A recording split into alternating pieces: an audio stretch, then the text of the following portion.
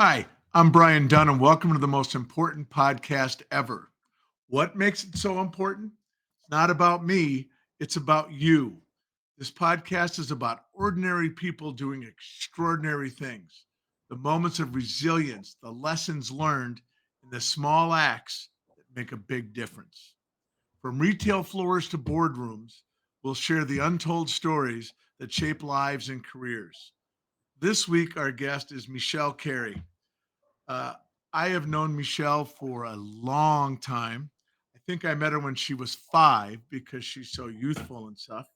I think you're going to find her story is fascinating and compelling. And I'm just thrilled that you're here, Mish. So let's get started. And if you wouldn't mind, would you introduce yourself to our audience, please? Well, hi, Brian. Yeah, I'm super excited to be here. So, I'm Mechelle Carey, which so many people can't make themselves say. So, you'll hear many people refer to me as Mish, a childhood nickname that really stuck throughout the years. So, I live in small town South Carolina, and I am a mom of three, and have kind of traveled throughout several different genres of retail and customer service. So that's kind of who I am. Well, we're thrilled to have you here today, Mish. You and I first met in the New England marketplace when we were opening that up for a large box retailer. Indeed. Yeah, that was some very interesting times. I moved up there sight unseen. Had never moved as an adult, and so was like, okay, let's go, and eloped, which that's a story for another time, and flew myself and my husband up to New England and opened a massive, I think it was 11 stores in one day. What led to that decision? That's a lot of changes all at once. It was interesting. I have spent a lot of my life kind of following the rules in the path. And I just really felt like it was time. I had graduated college. I was ready. Like, what could I do? And I loved retail. I loved what it did. I loved how it made me feel. I loved how you got a chance to reinvent yourself every single day. And so I said, um, it is literally June of 94. What can I do? And I had applied, I had played it safe. I had applied for a job in South Carolina. But then somebody said, "Hey, we're going to Boston." Store manager had said, I'm going to Boston. Would you like to come with me? And so I said, let's do it. And so I did. And did you know that it snowed in Boston when you made the decision? Um, I will say it was a shocking all over. So it was interesting when my father immigrated to the US, he immigrated to Boston. So I felt a connection. You can see we're filming this a couple days before St. Patrick's Day. I try to I rep the red hair all the time, but I'm repping my St. Patrick's Day shirt today. Awesome. And so I felt a connection to the city. And I am a big believer in, um, for me, it's my Christian faith and what leads me to, I call them God winks. And that felt like it was something that was meant to do. I was at a precipice in my life and I could decide where to go. And so I did. I remember my then husband was like, had never even been on a plane, and so how interesting was it to we made a big change, and I'm so glad we did. You know, Mish, I remember the first time I met you in the Framingham store, store 532. My office was attached to it. And I remember watching you on the floor working with customers and thinking, who is this person? She is just a natural. And I heard you say earlier how much you love working in retail. Do you think it was learned or do you think you were a natural? I think I think I was a natural. I grew up with a salesperson father and that type of thing, but I do think the energy that you feed off of, the excitement of every day, etc., does become a learned behavior, how to win, how to succeed. You think about all the acronyms we used, it just became learned, and how to succeed, I think, became a learned behavior. But truly for me, it's where I've been the best. I remember the new employee videos where we talked about how many people came from theater and how many people came from things that they had performed in. And I think there are people who naturally enjoy that. What do you think the biggest challenge about running a retail space is? So I'm gonna answer that two different ways. I think that when you're mid-level supervisor, I think the biggest challenge is finding your way through it while still learning yourself while still motivating your team. Um, I actually have a very I always thought it was, and my leaders thought it was an interesting perspective. For me, being a GM, and I loved it, and I know you had Susan on, and she talked about it, but it also was a very interesting and lonely place because you were the only one in a store. No one else could connect and understand what was going on in my store at my moment. So, when I would tell people that, they were shocked, right? Because you have all these people, but I always tried to remember that they, in essence, worked for me. Yes, we worked together, all that, but it wasn't like we had a hard day and I was gonna go grab a beer and vent to them. Right. So I always thought it was interesting because there was no one else who could relate exactly with running a store at 1466 in Lexington, South Carolina. That's really interesting.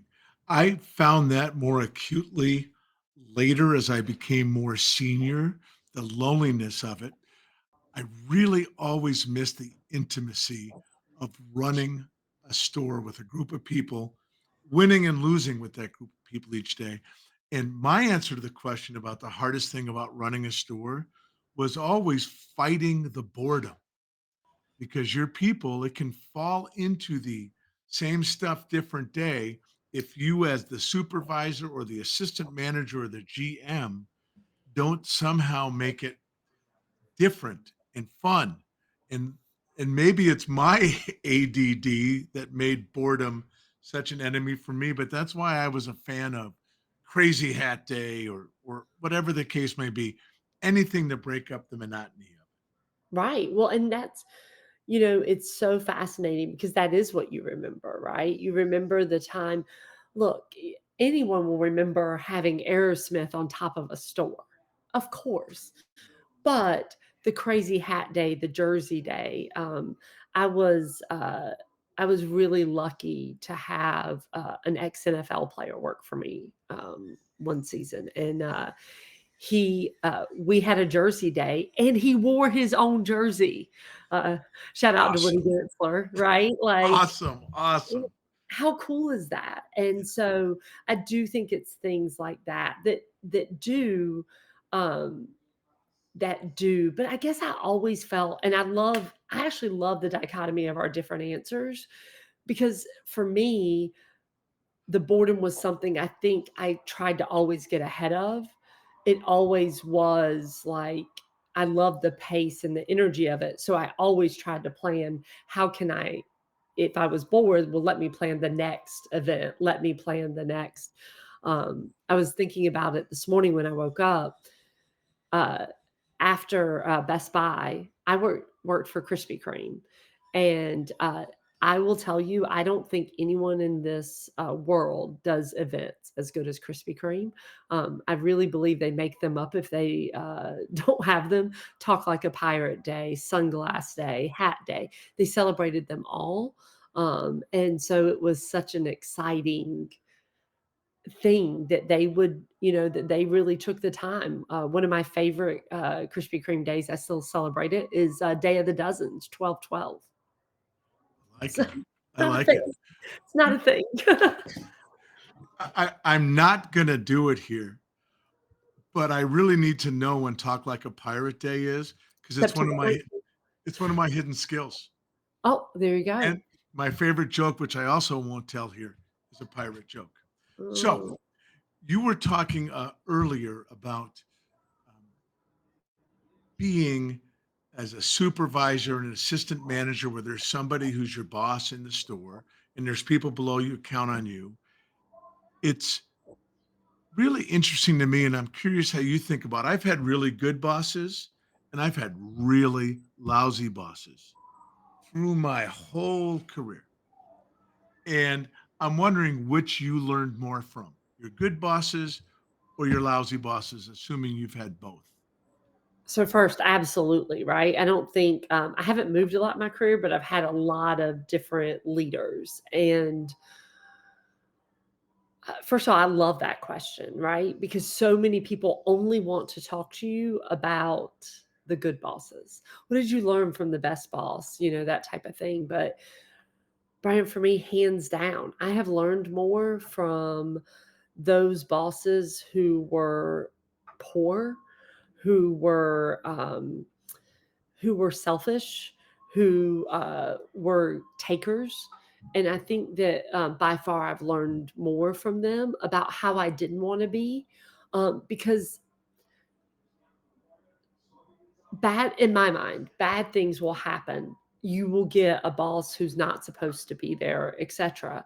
But if you don't learn from that, if you don't take that as a moment to how do I change the rest of my life? How do I change my leadership style? How do I change then you're not doing what we're kind of put here to do. And so I feel like that by far I've learned, how I don't want to treat people, how I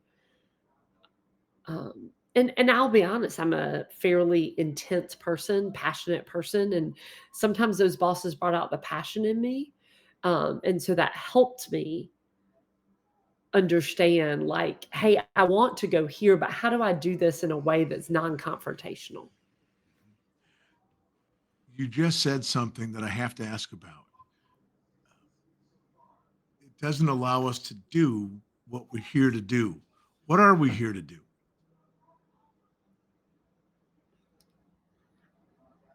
I think we're here to experience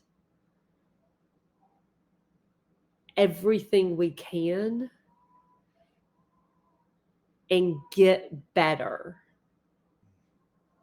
and get to whatever that looks like for us. Right. I I, really do. I just I love that. My version of that is that we're all here to make our area of impact, whether it's a department, whether it's 10 feet or 10 miles, make it better. Make it better because we were there. Everybody we interact with, let's make their day better. And I think that that is sort of the highest order of things. and you know what's so cool about that is and it's probably where we connected, Brian, is that retail allows you to do that. Oh, yeah. Retail allows you to interact with for me, it is being I know I hide it well, but I'm a pretty extreme extrovert. And so it allows me to interact with multiple people at multiple different levels a day. Yeah. And it was interesting. I was talking to my fiance the other day and I said the difference between what I did and maybe in-home sales or going door to door or whatever was they came to us. I always thought about the fact, and it put me at such immediate comfort. Yes, I'm selling you this television, but you came to me for me to sell you this television. At the end of the day, Right. you came to me. You walked into the store. And it sounds funny, but it immediately helped me with my confidence because I wasn't interrupting your dinner. I wasn't and of course you have some bad customers, etc. But overall, you came to me, and so I'm just going to make your day as good as possible while I'm doing that. I remember in 1985, my third or fourth Saturday, because my first two or three were terrible, but my fourth Saturday, and we were a commission sales force then. I was standing behind a stack of Mitsubishi 3183 VCRs, and the store was packed with people coming in, like, wanting these VCRs, and I was pitching groups, and I said, "This is the greatest thing ever." I just loved it because we were sending people home with this amazing technology and literally improving their lives in that moment. So when we opened the New England market, Mish, it was a high stress, high wire act. It was super exciting. I loved the team. And you know when I knew we had a runaway hit on our hands? Was when I saw you leading a group of big time investors and media people around the computer department and telling them why what we did was important and how we played a big role in the ecosystem. And we were all poised, ready to jump in for the tough questions. And you just handled them all. And I just said, my goodness, we have a star on our hands there. And this market is going to go gangbusters for us. I love that you remember that because for years that was my favorite professional moment. It had validated all the stories I told before and said, this is where I was meant to be. And this is what I was meant to do in this impact. You talk about for us, for me, it was the 10 feet in front of me. But for you, as I think you were a regional vice president then, was the 1,000 feet up and looking at what they believed from us. And and what I loved about that moment most of all was that you took the time to tell me that. You took the time to say to a 22-year-old from South Carolina, like, hey, you are a star and you rock this. And it was truly a defining moment in my career. And it's interesting. I went on to stay with Best Buy 12 more years after that. I'm sorry, 16. And it was massive. So I love that you remember that. And from my perspective, it was just as impactful. Vividly, I remember it. And then you went and left me. you moved, It was maybe cold. Sorry. It was cold. and you went back home I did. Yeah, and you met your husband. I did. So my late husband, yeah, it was, we worked together at Best Buy and I had known him before. And he really encouraged me to take that risk. And the marriage I was in Boston didn't quite work out. And so when I came back home, he really took the time to say, the lessons you've learned up there, the things you've learned, bring those back. And as I was healing from a divorce, and as I was healing, I was very lucky to have his friendship, and then ultimately his love. And we were married for 17 years. So Wow, that's really cool. In fact, I think you're the answer to a trivia question. The two of you ran the two stores in one of the towns, correct? we did. So at one point, Columbia, South Carolina had two Best Buy. We have three now, but we had two, and he ran one and I ran the other. And people would be like, "I'm going to go to the other store," and I would always, of course, be gracious and be like, "Okay." And then I'd be like, "Hey, Chris," it was always Was a it fun. competitive between you? It wasn't. It was really interesting. Chris was a couple years older than me, 7 to be precise, so I can pick on him. Is that 7 to be precise? And because I had learned from him as well, there was a great quote I heard one time, and it said, it was about two actors who were both actors, and the wife said, "He is an Oscar winner, and I am an Emmy winner. They're both important in what they do, but they are different." And for me, that's how it always was with Chris. Like, he always was the person who kind of led the way. And so it really was. That's how we kept it uncompetitive. And really, at the end of the day, you're both working for the same company and you want the same outcome. And Oh, that so was that is not how that worked back then, though. Like, oh, like, I'm achievers and, oh like, yeah, oh yeah, scorecards and where oh, rank and oh, oh yeah, no. oh yeah. But people used to say that. Oh, yes, yes, So you were married for 17 years. yes, You lost Chris unexpectedly. we did. It must have been absolutely heartbreaking. I think from a widow perspective that truly I've read a lot in the last, few years about it, and someone said, "When you lose your person, you it impacts everything from how you make coffee to how you bank, so from the little to the big." And so, yes, it has been the most impactful, and sadly, I think I've had a lot of loss in my life. Lost my mom when I was young. I've lost my only sibling, and nothing, nothing has come close to the day-to-day impact of that.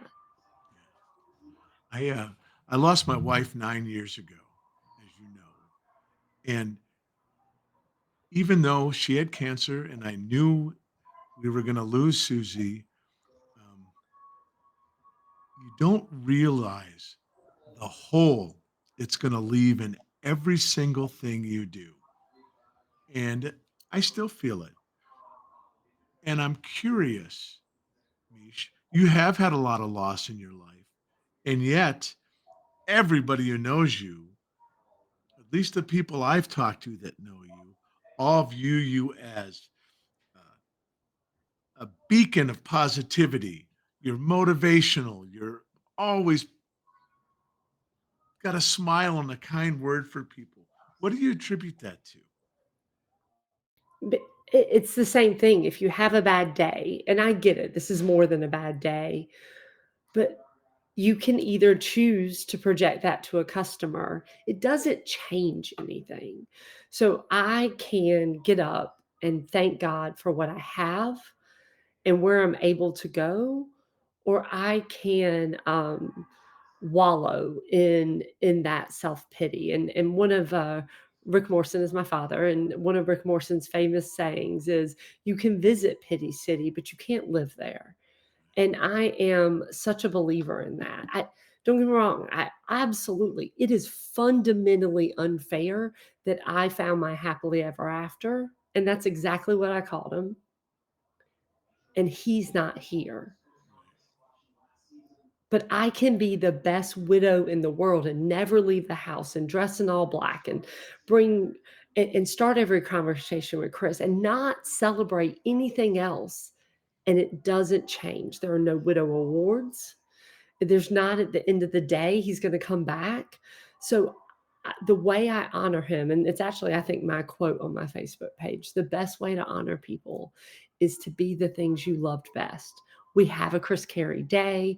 We celebrate who he was. I celebrate our wedding anniversary. I'm engaged, to a wonderful man, but I still want that is such a large part.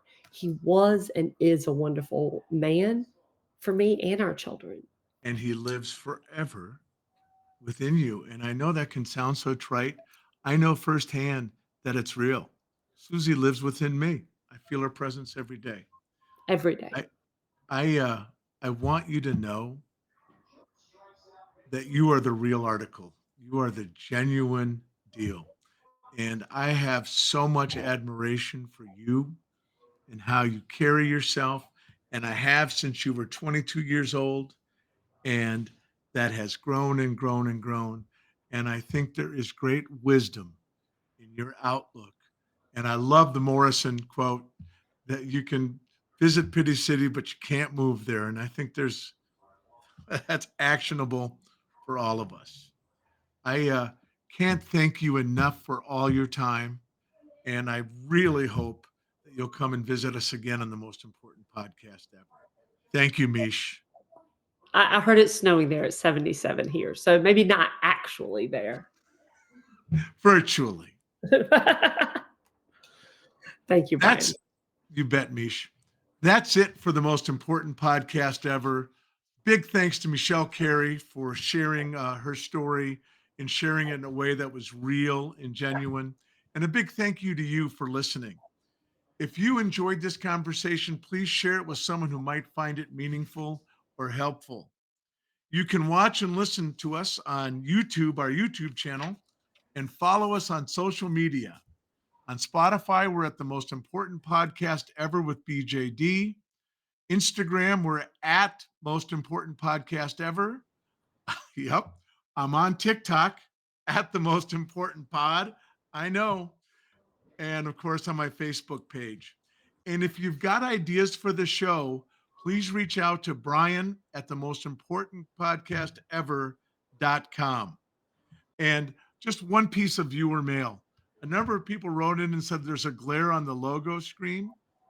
I know we're working on it, but I do love the action that's on the street. So we're working through that, and I hope you'll work with us, stay with us as we go through our growing pains. Thank you so much for watching, and we'll talk to you soon.